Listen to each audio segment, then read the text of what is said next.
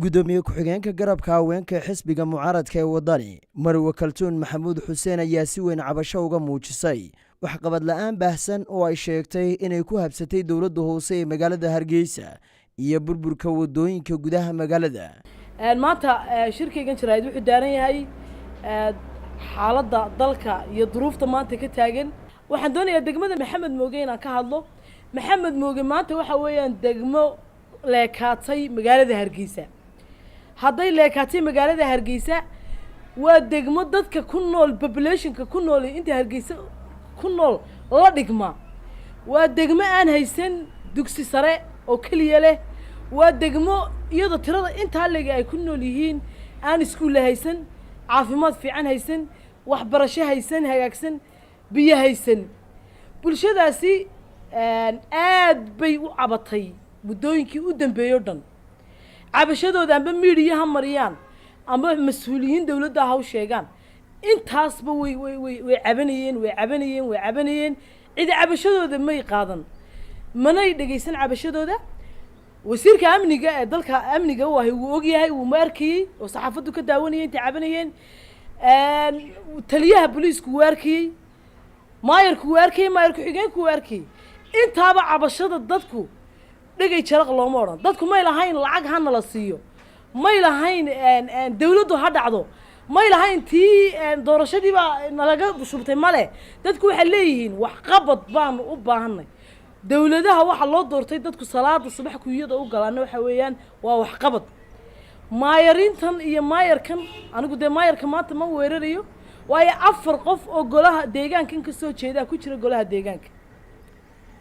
nin baa wuxuu yiri qabriga waxaan ku kawsaday markaan qaadiga u tagay.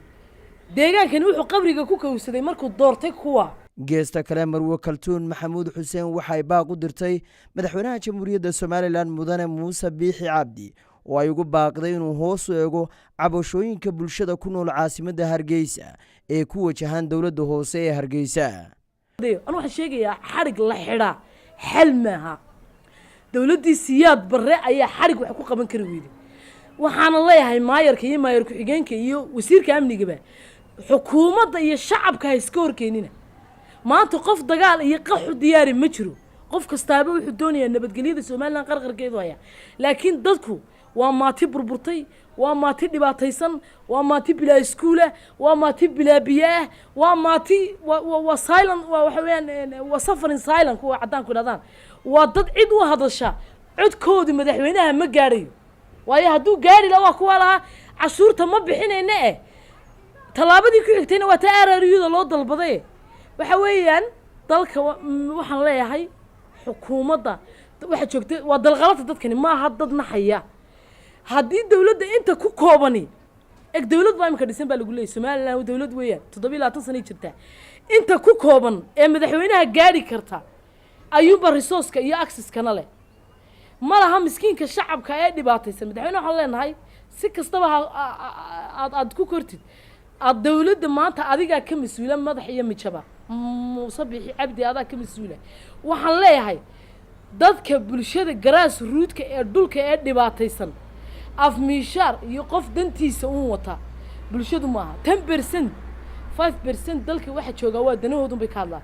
laakiin dadkii kuyuuga galay ee codeeyay ee afartii habeenimo kuyuuga joogay way dayacan.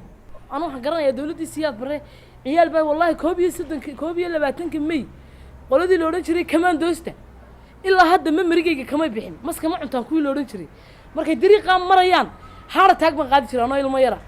taasay 4 qof oo jabhado isbaxdood adu kamid ahaydeen aliqdeen sabab reeraysu yimiyo axdi qarameed samaystay. marka waxa weeyaan reeruhu dadku ma inta siyaasadda iyo kursi raadinaysa mise bulshada baabaaday. Muuse aan leeyahay bulshada baabaaday indhaha hoos u eegaan. bulshada in wax loo qabtaa muhiim. maantana ma qaxi karaa shalayna way qaxeen. dadka ku adeeganaya ee aan ilaahooda ka cabsanayn bulshada waxa loo qabtaan leeyahay.